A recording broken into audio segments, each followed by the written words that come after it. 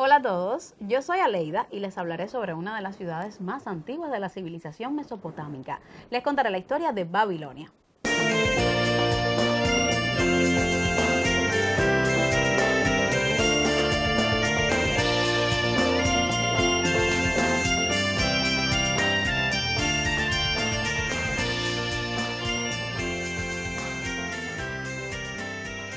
Mesopotamia es el nombre por el cual se conoce a la zona del Oriente Próximo ubicada entre los ríos Tigris y Éufrates, aunque la denominación se extiende también a las áreas no desérticas del actual Irak y la zona limítrofe del noroeste de Siria. En la antigüedad, Mesopotamia se dividía en Asiria al norte y Babilonia al sur. Babilonia, también conocida como Caldea, a su vez se dividía en Acadia, por su parte alta, y Sumeria en su parte baja.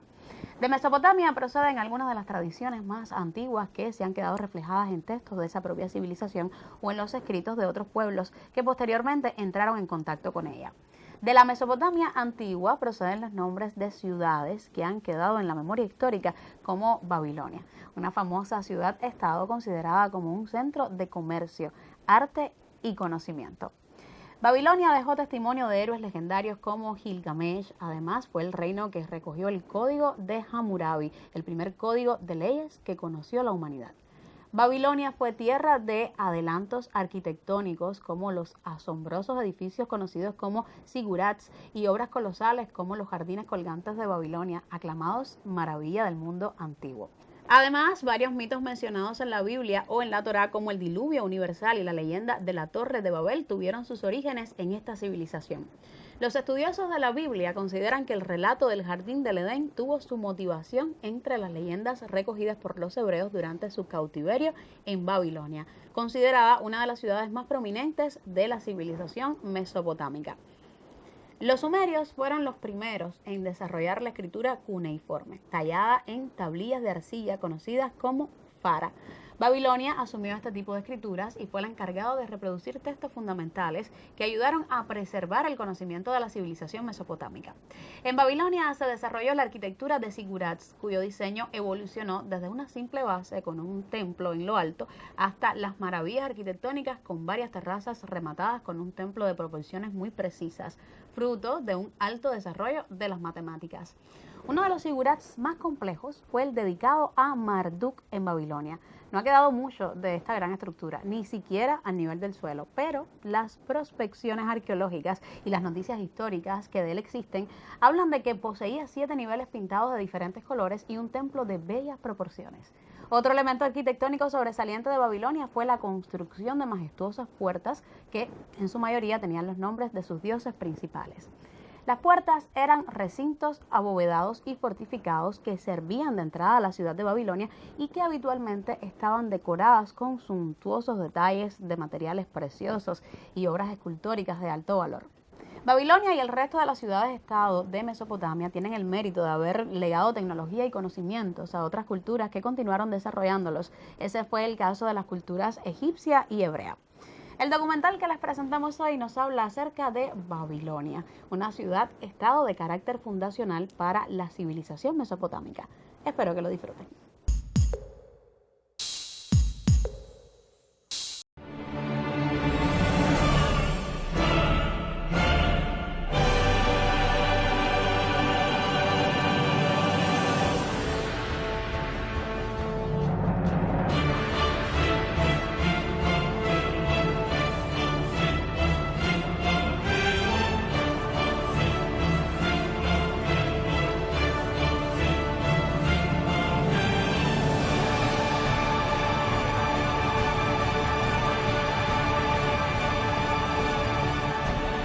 Babilonia desvelada, la ciudad de Babilonia y los jardines colgantes.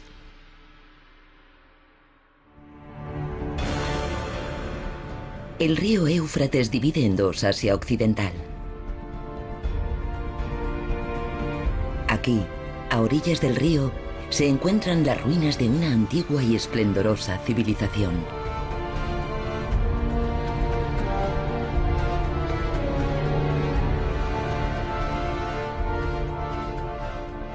Fue la obra de un pueblo de aguerridos conquistadores y grandes arquitectos que dio origen a incontables leyendas. La ciudad de Babilonia pertenecía, según la ideología de los babilonios, al gran dios Marduk. Su rey ejercía un poder absoluto y alimentaba ambiciones que superan nuestras mayores fantasías.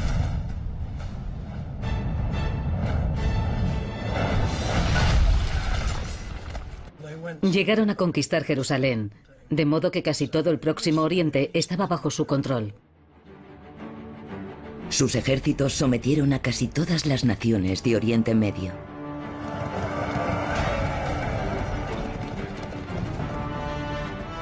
Conquistaron Nínive, la capital de Asiria.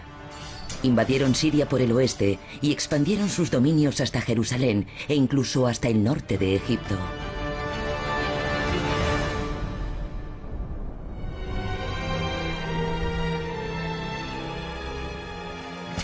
Esclavizaban a sus prisioneros y dedicaban las riquezas obtenidas en sus conquistas a construir la que llegaría a ser conocida como la mayor ciudad de la tierra, la ciudad de Babilonia. Era una ciudad muy grande, con una espectacular arquitectura monumental. Debió ser un lugar verdaderamente impresionante. No ha existido otra ciudad en la historia rodeada del aura de misterio de la antigua Babilonia. ¿Cómo pudieron erigir una ciudad tan grande en mitad del desierto? ¿Y por qué desapareció tan repentinamente?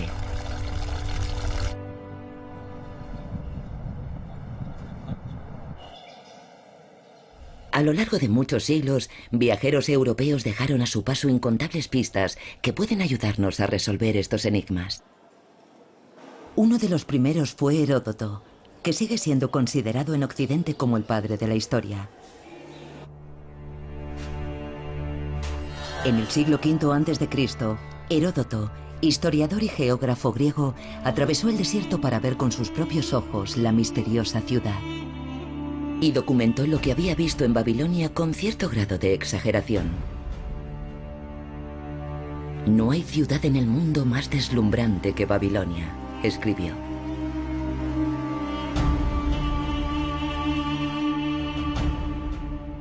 También registró con relativo detalle las dimensiones del muro que rodeaba Babilonia. La ciudad está rodeada por un doble muro con una longitud total de 96 kilómetros.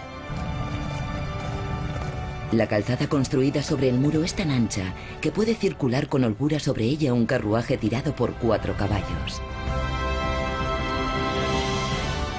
Investigadores de épocas posteriores calcularon que en su momento de máximo apogeo, Babilonia tenía una población de unos 180.000 habitantes. En aquellos tiempos, en el siglo VII a.C., era la ciudad más grande del planeta. Y estaba repleta de asombrosos edificios. Sus visitantes no habrían sido capaces de apartar la vista de la gran torre de Babel. Se habrían quedado boquiabiertos al ver que se podían mantener unos extraordinarios jardines colgantes en mitad de un desierto abrasador.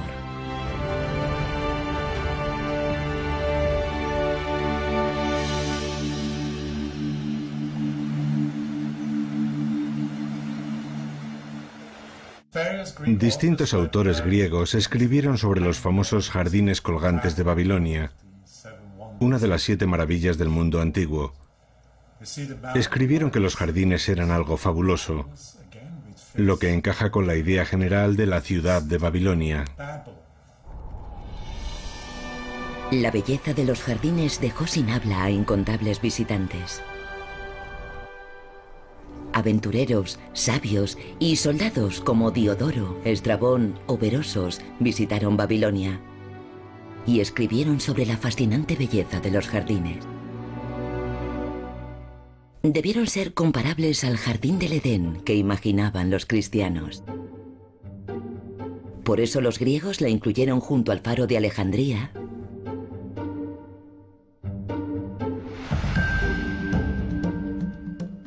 la estatua de Zeus en Olimpia,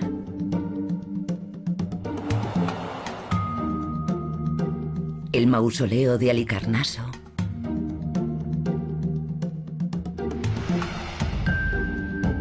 la Gran Pirámide de Giza,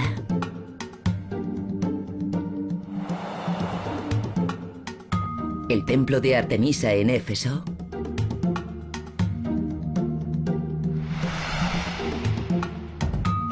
y el Coloso de Rodas entre las 7 maravillas del mundo.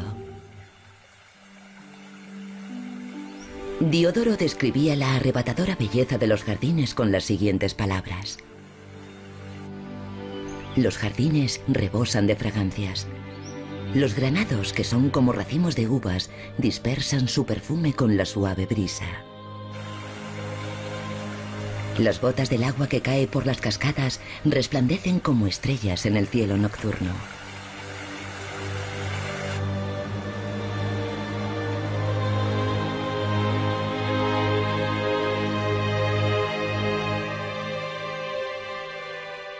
Para los antiguos griegos, Babilonia era una ciudad fantástica situada al otro lado de un vasto desierto.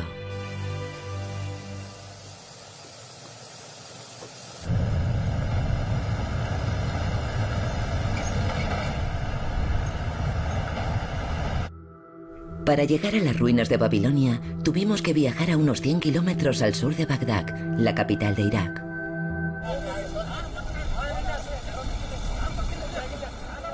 Pero tras las 2 guerras recientes, el Irak de nuestros días es una tierra peligrosa y es imposible ir a ninguna parte sin una escolta militar fuertemente armada.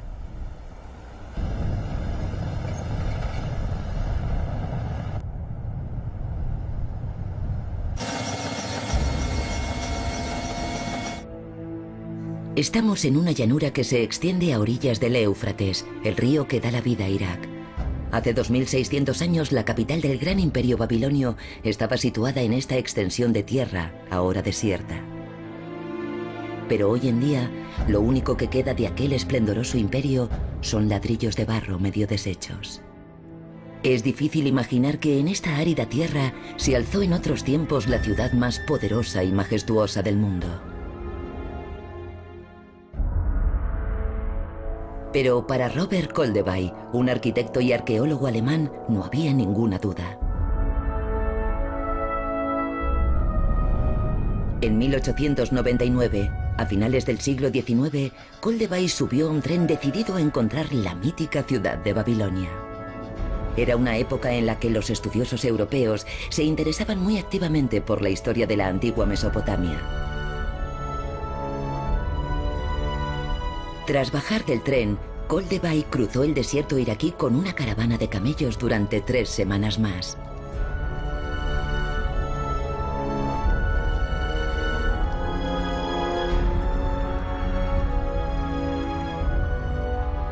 Por aquel entonces se estaban descubriendo numerosas tabletas y cilindros de barro con textos en escritura cuneiforme, que circulaban profusamente en los mercados negros de Bagdad y Europa.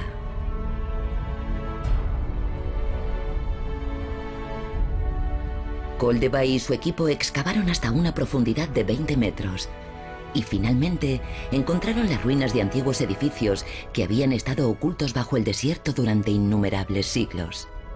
El más asombroso de sus descubrimientos fue la Puerta de Ishtar. Esta era la prueba más indiscutible de que era allí donde se había alzado en tiempos lejanos Babilonia.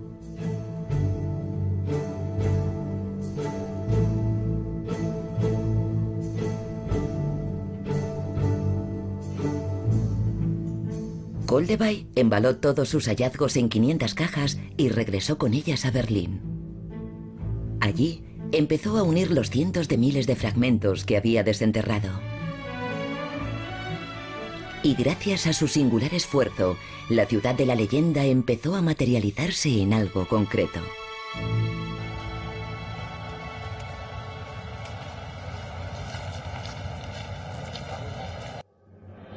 Esta es la Puerta de Ishtar, tal y como la restauraron los alemanes de la época. Recubierta de ladrillos vidriados azules, la imponente puerta tiene una altura de 14 metros. Imágenes de dragones, toros y leones de tamaño natural adornan la estructura. Las imágenes resultan tan reales que parecen estar a punto de saltar de la pared en cualquier momento.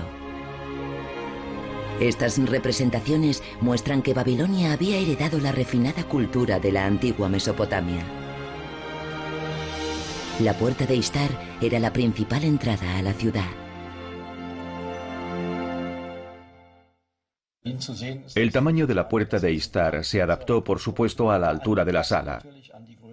En realidad, la puerta original de Babilonia era mucho mayor, pero lo que hay en el Museo de Berlín es solo una reproducción en miniatura, y la idea es que sirva como ejemplo de lo que fue la original.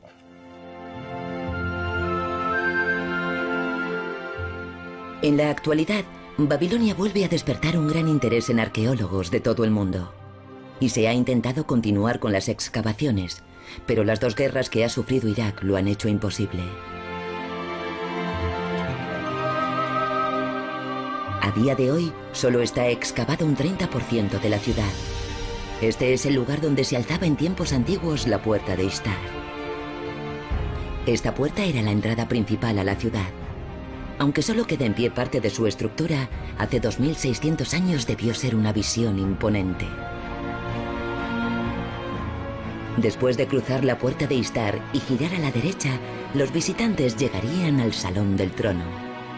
Los embajadores extranjeros habrían entrado a este edificio, tan grande como el Palacio del Vaticano, para solicitar audiencia ante el rey, que aguardaría sentado en su trono.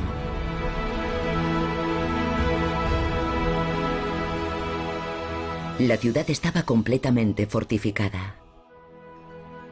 Ocupaba unas 335 hectáreas y su grandeza inspiró sentimientos de respeto y admiración en los descendientes de los antiguos babilonios. No hace mucho, un ambicioso dictador intentó revivir la gloria de la antigua Babilonia y reconstruir la ciudad. Su nombre era Saddam Hussein. Pero en vez de restaurar la ciudad, Saddam empezó por construirse allí mismo su propio palacio. Pero su caída se produjo antes de que pudiera hacer realidad el ambicioso proyecto. Ahora el lujoso mobiliario de su palacio ha desaparecido e iraquíes furiosos han cubierto sus paredes de palabras de odio y desprecio hacia el dictador caído. Probablemente Saddam soñaba en estos salones con transformar su país en la superpotencia que fue Babilonia durante el reinado de Nabucodonosor II, que fue tan gran conquistador como constructor. Y puso en práctica distintos sistemas para proteger la ciudad de los ataques. Uno de ellos fue la construcción de un foso. Primero hizo excavar un profundo foso alrededor de la muralla de la ciudad y después desvió el curso del Éufrates para que sus aguas lo llenaran. Esto impedía que un ejército invasor pudiese llegar hasta las murallas de Babilonia. Pasado el foso, había 8 puertas de acceso a la ciudad, con un nombre simbólico que, según sus creencias, repelía al enemigo. Urash, la puerta que teme el enemigo.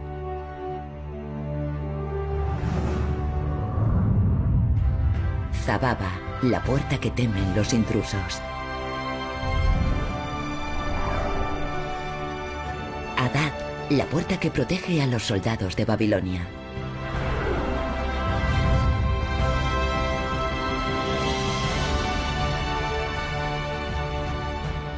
Pero la más hermosa e imponente era la puerta de Ishtar, diosa de la guerra, que conducía al palacio y al templo, y también al centro de la ciudad.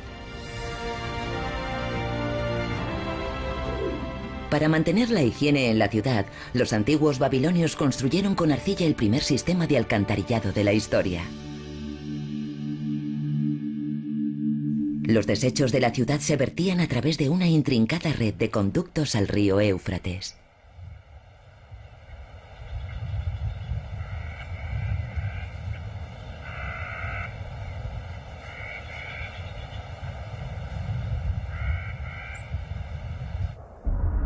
Esto es cuanto queda de un puente que cruzaba el Éufrates.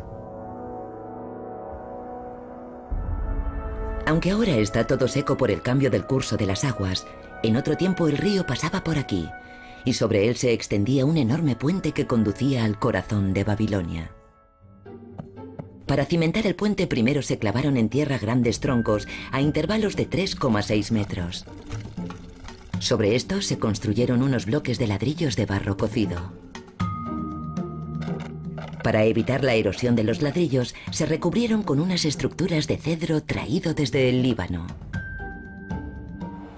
Finalmente se desplegó un sólido puente resistente al agua sobre los bloques.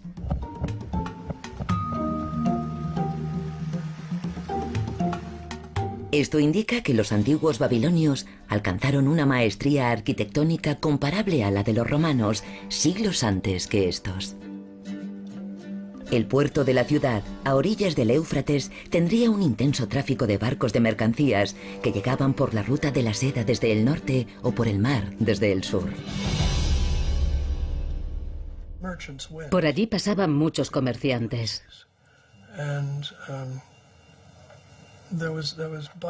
Y ya en el segundo milenio había un tráfico muy intenso de mercancías entre países, incluso por barco. Se ha encontrado cornalina en todos los yacimientos excavados en Mesopotamia y prácticamente toda venía de la India.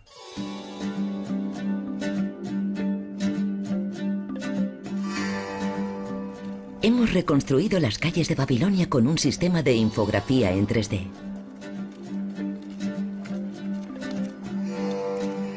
Las calles estarían llenas de puestos de vendedores de alfombras tejidas en Turquía, uvas de Asia Central y dátiles, mangos y otras frutas tropicales importadas de Caldea. Se vendían asimismo productos como cerámica, especias y lapislázuli, que también se exportaban al mundo exterior.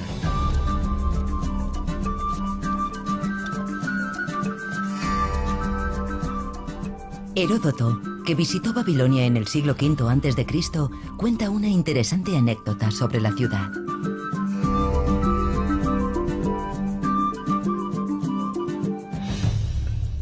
En el detallado relato de su viaje a Babilonia que se incluye en sus célebres Historias, Heródoto escribe lo siguiente.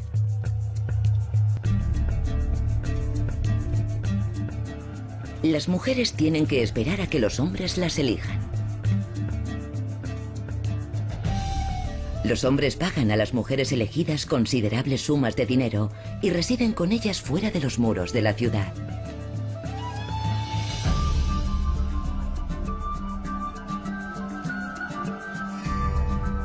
Así era el mercado de esposas de los babilonios según la descripción de Heródoto. Las mujeres no se ofrecían en el mercado por orden de otros, sino por voluntad propia. Y los hombres podían elegir a las mujeres que gustasen.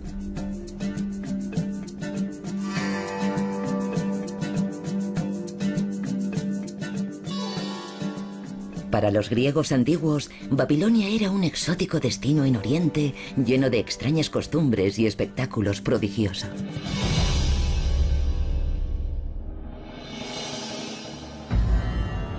El artífice de la época de máximo esplendor de Babilonia fue Nabucodonosor II, considerado junto con Hammurabi uno de los grandes monarcas de Babilonia. Nabucodonosor II, que había conquistado gran parte de Asia Occidental pocos años después del inicio de su reinado, construyó magníficos monumentos conmemorando sus numerosas victorias. Uno de ellos fue la Torre de Babel, de 90 metros de altura. Los jardines colgantes, considerados por los griegos antiguos como una de las 7 maravillas del mundo, también le deben a él su existencia. Pero los jardines desaparecieron sin dejar rastro, y los estudiosos llegaron a dudar de su existencia.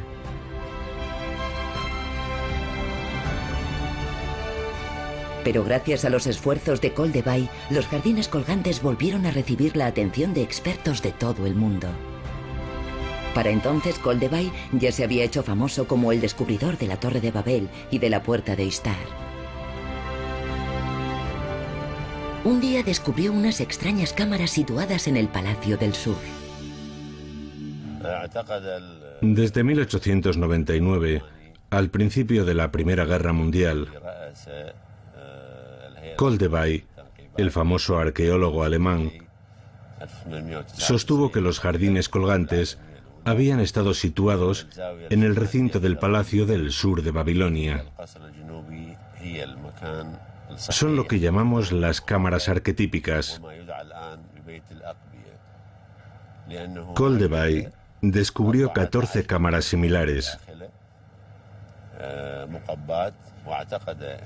y estaba convencido de que habían formado los cimientos de los jardines colgantes. Koldevay creía que aquellas salas habían contenido la maquinaria que impulsaba el agua a lo alto de los jardines colgantes. Pero posteriormente otros expertos han descartado la idea, sosteniendo que debieron ser almacenes o calabozos. Si eran parte de una cárcel, entonces probablemente debió ser allí donde estuvo cautivo el profeta Daniel, que sabemos que fue encarcelado por orden del rey Darío. Según los escritos de viajeros griegos, los jardines colgantes estaban situados relativamente cerca de la Torre de Babel. De ser así, los jardines habrían estado emplazados cerca del centro de la ciudad, junto con el templo y el palacio. Esta es la razón de que Koldevay pensase que debían haber estado ubicados en el Palacio del Sur. Pero es difícil que estuviesen allí por cuestión de espacio, y lo que es más importante, porque está lejos del río Éufrates.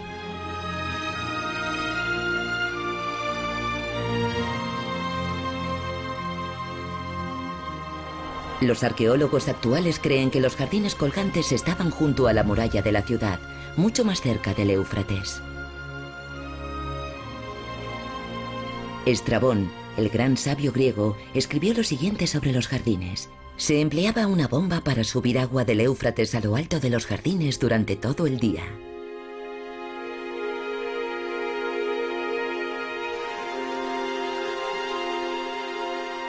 Los jardines debieron contener una gran cantidad de árboles cuyo mantenimiento requeriría un enorme volumen de agua. Y para poder estar extrayendo agua del Éufrates durante todo el día, los jardines tenían que estar muy cerca del río.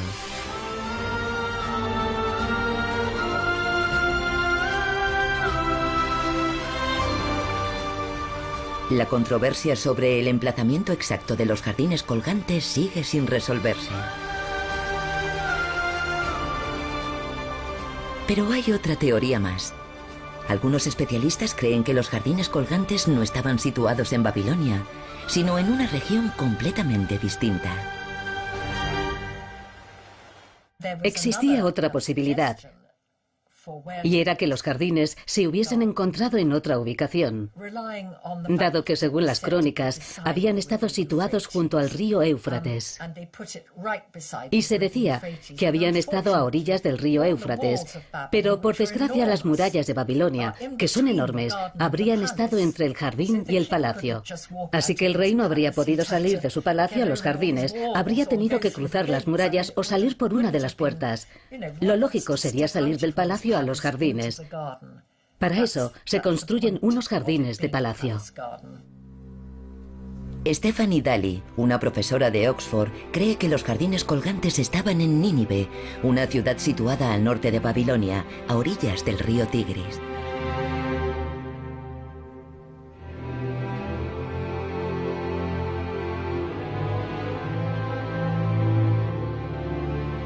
En el siglo VIII a.C., Nínive, la capital de Asiria, era una gran metrópolis.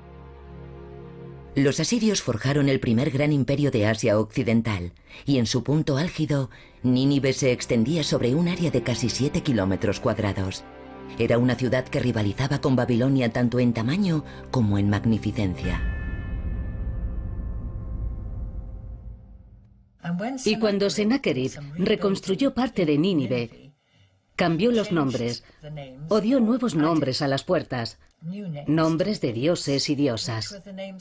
Así que es probable que Nínive se hubiese considerado otra Babilonia. Según la profesora Daly, los griegos antiguos confundieron Nínive con Babilonia. La palabra Babilonia significa puerta del dios, y ella cree que había varias puertas en Nínive con nombres similares.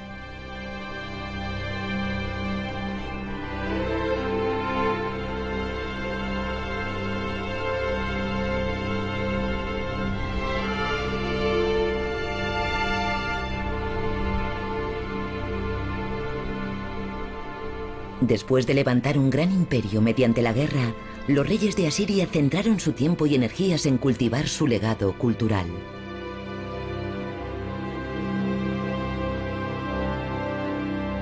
La creación de jardines se convirtió en una forma de reafirmar la autoridad del rey y de la casa real. Se ha conservado un relieve, aunque muy dañado, en el Museo Británico, y un dibujo de otro que no sobrevivió y no se pudo traer al museo. Creo que esas dos imágenes nos dan una idea muy clara del aspecto que debían tener los jardines. Cuando el agua llegaba al final del acueducto y fluía hacia abajo, se dividía en varios canales. El relieve refleja el significado que tenían los jardines para los antiguos asirios. Para suministrar el agua necesaria a sus jardines, no solo construían acueductos, sino que excavaban túneles a través de montañas. Hacían falta 50 kilómetros de obras de ingeniería para transportar el agua de las montañas hasta Nínive, alimentando otros sistemas de riego y haciendo que llegara al nivel adecuado para los jardines. Se trata de un fantástico logro que debió ser admirado por griegos y romanos. Todavía existen restos de este antiguo acueducto asirio en Yerwan, a unos 40 kilómetros de Nínive. Estos acueductos fueron construidos para llevar agua a los jardines de Nínive. El aprecio de los asirios por los jardines es otra razón más por la que se empezó a extender la creencia de que los jardines colgantes se encontraban en Nínive.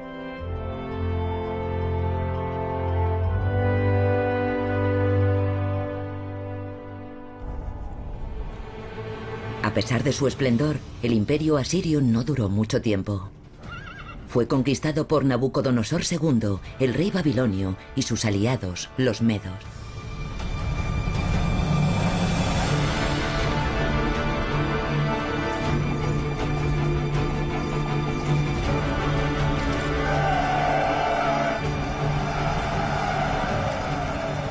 Nabucodonosor y sus aliados marcharon sobre Nínive, la capital asiria.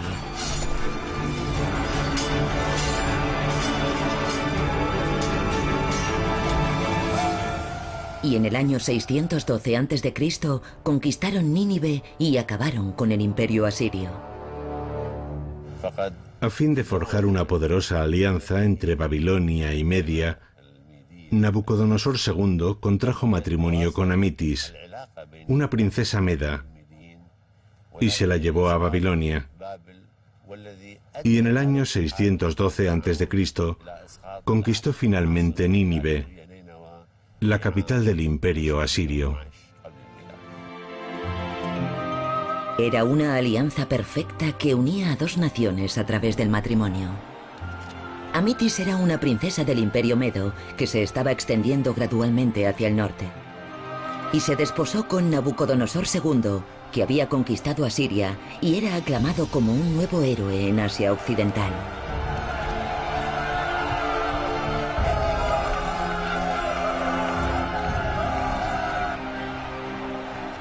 Amitis no solo era su esposa, sino también la princesa de un importante aliado con el que el rey tenía una deuda de gratitud. A pesar de todo, la princesa se sentía sola, aislada en una ciudad rodeada por las arenas del vasto desierto. Añoraba las altas montañas, el murmullo de los arroyos y los frondosos bosques de su tierra natal. Josefo escribió que este rey, Nabucodonosor, había construido estos jardines para su esposa, por amor hacia su esposa. Ella era meda y añoraba las montañas en las que había nacido. Y por eso, él le hizo construir los jardines, para que no echase tanto de menos su tierra natal. Para aliviar la nostalgia de su esposa, el rey decidió darle los jardines más hermosos del mundo.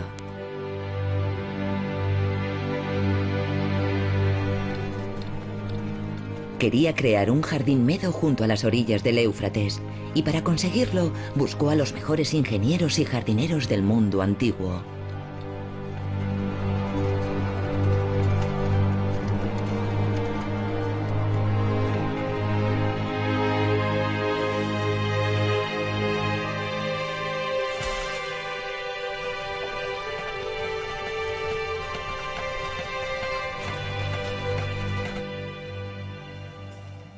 Pero, ¿qué aspecto tenían exactamente los jardines? Aquí, en la Biblioteca Nacional Griega, encontramos las obras de un sabio griego de la antigüedad que pueden arrojar luz sobre el aspecto de los jardines. Un historiador nacido en la isla de Sicilia, Diodoro, fue autor de obras de gran renombre. En una de ellas describe los jardines colgantes de Babilonia. Acerca del aspecto de los jardines colgantes, escribe que tenían una sola entrada. Debemos imaginárnosla como una escalera que conduce a la planta más alta de los jardines. También había terrazas que habrían construido una sobre otra. Era una serie de terrazas edificadas escalonadamente, una encima de otra. Y en cada terraza había una galería soportada por pilares de piedra. Según escribe Diodoro, los jardines ocupaban una superficie de 123 por 123 metros. Estaban construidos sobre una plataforma impermeable colocada encima de unos cimientos formados por numerosos pilares. Alrededor del borde de cada terraza se plantaban árboles y en la parte central se construía la siguiente terraza. En su descripción, Diodoro escribe que se asemejaban a las filas de asientos de un anfiteatro. En la cubierta de estas galerías colocaban una capa de junco, una capa muy gruesa de junco. Después se cubría esa capa con bitumen y a continuación con ladrillos de barro cocido y cemento. La impermeabilización debió ser el mayor problema para aquellos antiguos ingenieros, pero por suerte para ellos estaban familiarizados con un método que se había utilizado durante milenios en la construcción con barro. Primero se disponía una capa de ladrillos de barro que se cubrían con juncos o paja, y a continuación se colocaba una capa de bitumen.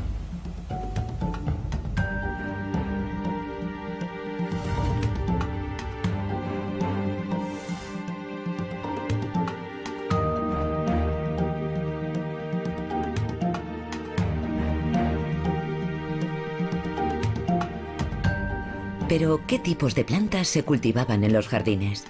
Dado que su propósito era aliviar la nostalgia de la reina, podemos imaginar que se debió elegir sobre todo plantas de su tierra natal, Media.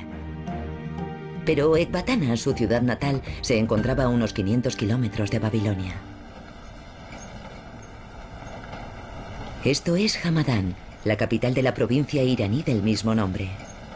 Pero en el pasado se llamó Ecbatana y era la capital del Imperio Medio.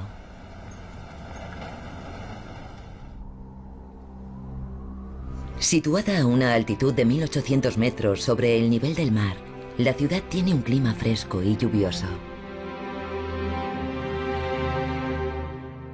Los medos, en su mayoría agricultores y pastores, fueron dominando gradualmente las rutas comerciales que atravesaban la región, y con las riquezas que acumularon, llenaron este lugar de palacios y jardines. Se aliaron estratégicamente con Nabucodonosor II, y para consolidar la alianza, ofrecieron a la princesa Amitis en matrimonio a su nuevo aliado.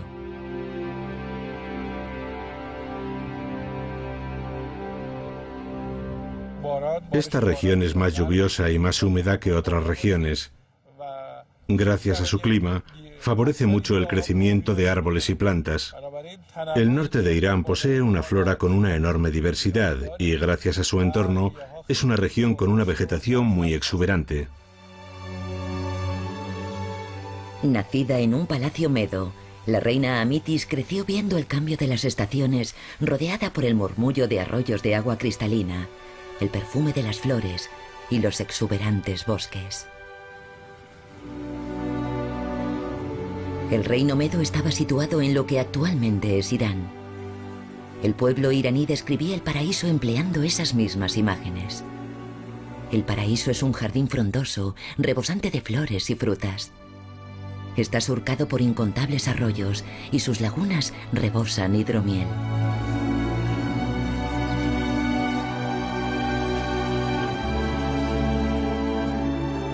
Esta imagen única que tenían los iraníes del paraíso fue la razón de que se plantasen tantos jardines en la Antigua Media.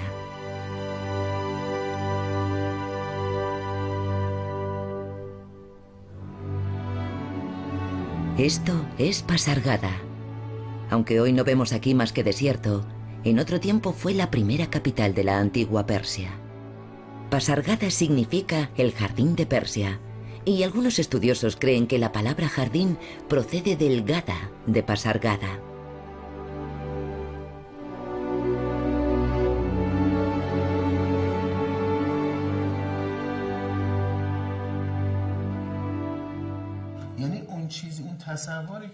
Se conserva una representación de un artista del siglo XVI o XVII de cómo imaginaba que debieron ser los jardines colgantes de Babilonia. Pero también había jardines similares en Pasargada y Persépolis. Desde el Renacimiento, los artistas europeos describieron el paraíso a imagen de los jardines colgantes de Babilonia y los jardines de Persia. ¿Qué tenían estos jardines que los convirtió en el modelo de los jardines europeos que se plantarían siglos más tarde? Esta es la reconstrucción de Pasargada que hemos hecho con los sistemas más avanzados de infografía digital. Estos jardines construidos en las tierras altas de Irán poseen cualidades asombrosas. Hay fuentes y canales rebosantes de agua donde quiera que miramos.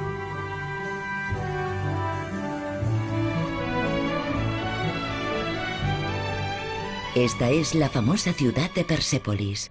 Representa el punto álgido del poder y el genio artístico de la antigua Persia.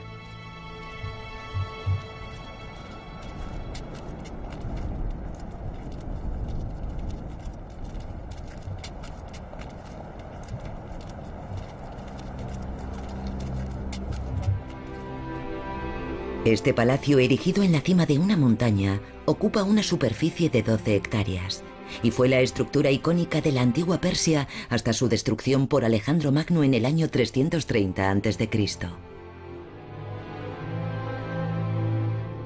Aquí también había unos espectaculares jardines, inspirados en los jardines colgantes y en los de Pasargada. En Pasargada había terraza.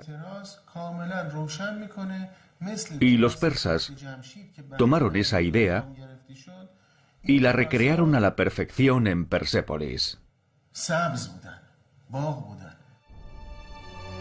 Aunque lo único que queda actualmente son los pilares y los cimientos, en su apogeo, Persépolis debió ser un vergel rebosante de árboles y flores.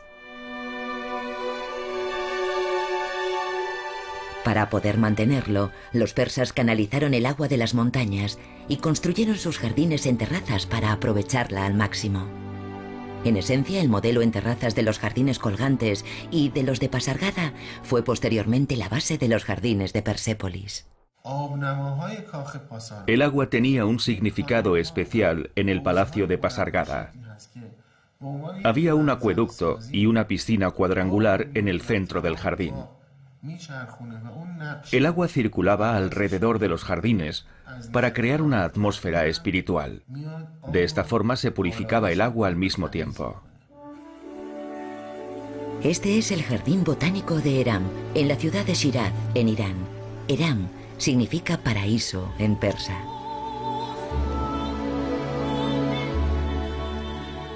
Aquí también hay un acueducto y una piscina. De hecho, se atribuye a los iraníes la invención de la primera fuente impulsada por la fuerza de la gravedad.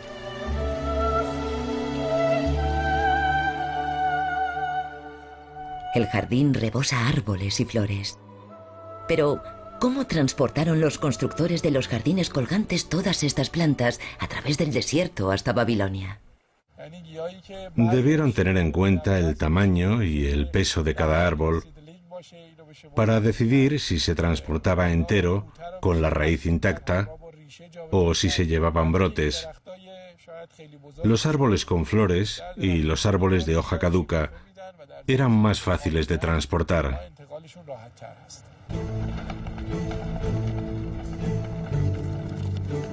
La interminable caravana de carros debió ser una visión imponente.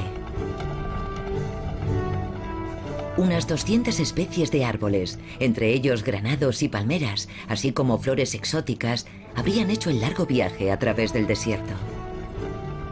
Los encargados de transportar las plantas tuvieron que regarlas sin cesar durante el viaje de 500 kilómetros hasta Babilonia.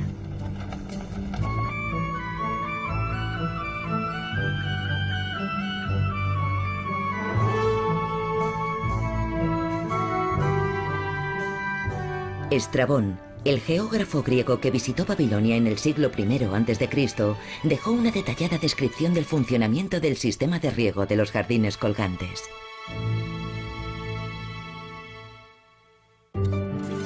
La bomba llegaba hasta lo más alto de los jardines y estaba montada diagonalmente sobre las terrazas.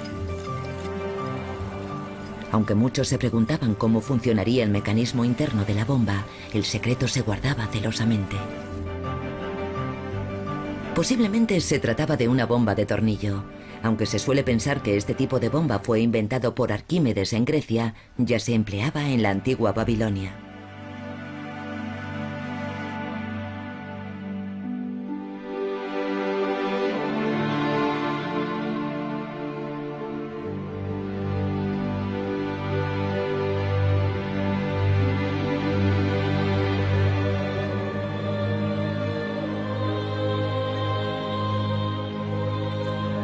Las bombas debían ser impulsadas por animales de carga, como asnos, para mover grandes cantidades de agua necesaria para regar los jardines. El agua caía por una cascada artificial y seguía una intrincada red de canales para dar vida a las plantas de los jardines.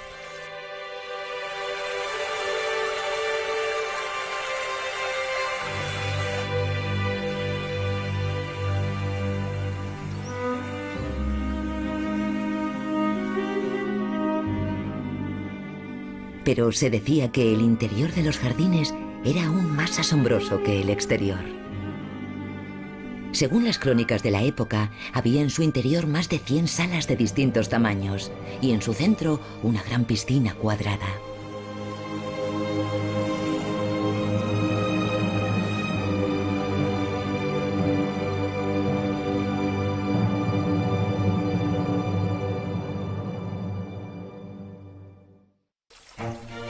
Amitis y sus cortesanas debían refrescarse en esta piscina iluminada por la suave luz que se filtraba desde el techo.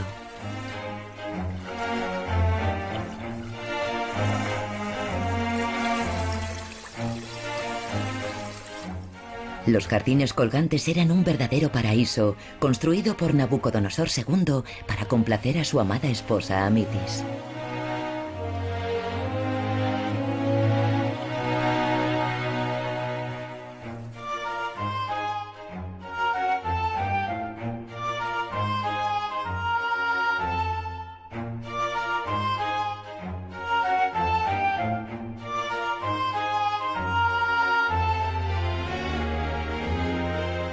Un nuevo año amanece en Babilonia. Esta era la fiesta más importante del año para los babilonios y las civilizaciones mesopotámicas que se desarrollaron aproximadamente a partir del año 3000 a.C.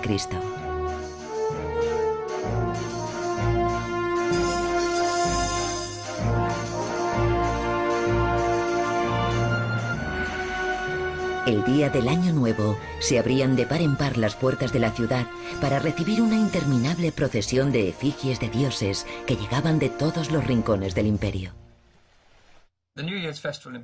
El Festival del Año Nuevo babilonio se celebraba, según el calendario lunar, los primeros días del primer mes del año.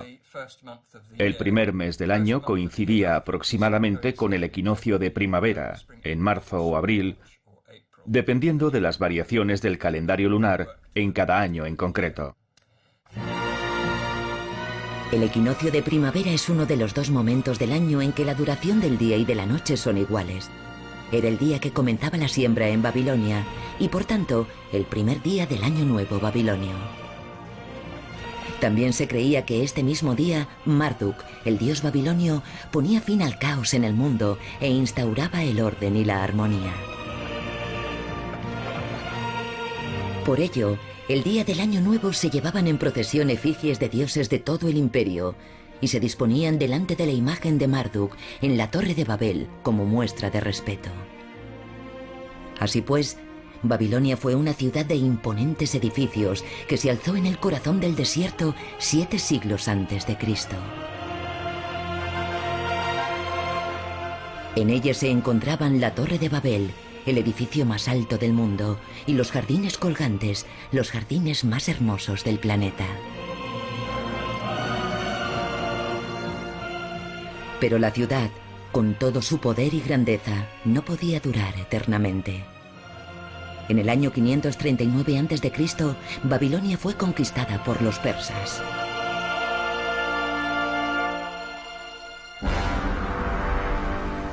La ciudad ardió hasta los cimientos.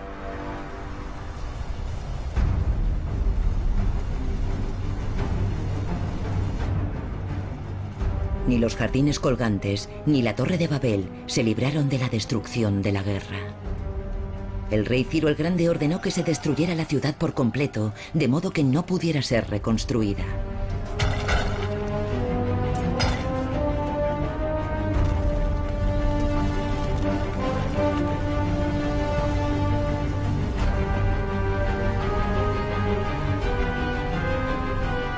Así, la gloria de Babilonia fue consumida por las llamas de un furioso infierno.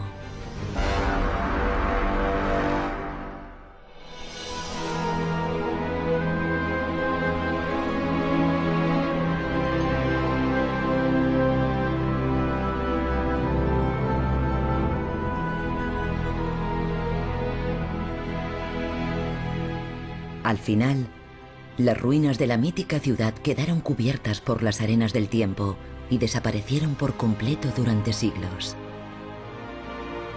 Esta es la verdadera leyenda de Babilonia.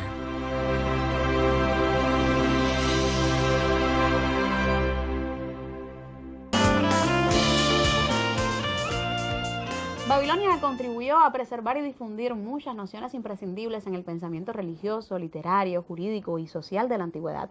O sea, fue un modelo que trazó el punto de partida para civilizaciones posteriores. Recuerden que los espero la próxima semana para contarles otra historia. Nos vemos.